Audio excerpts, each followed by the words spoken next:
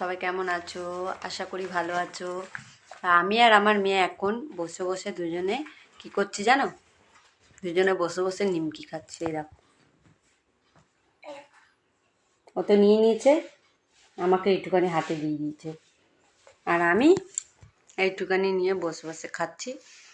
তাই ভাবলাম চলো তোমাদেরকে আমি দেখাই আমি কি খাচ্ছি, নিমকি খাচ্ছি। তোমরা কে কে নিমকি পছন্দ করো?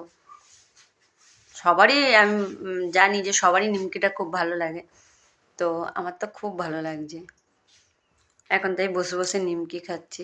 সব কাজকর্ম হয়ে গেছে, বসে বসে টাইম তো কাটাতে হবে, তাই জন্য এই মেয়েকে স্কুল দিয়ে নিয়ে এসেছি, নিয়ে এসে এই বসে বসে দুজনে নিমকি খাচ্ছি। আমিও খাচ্ছি।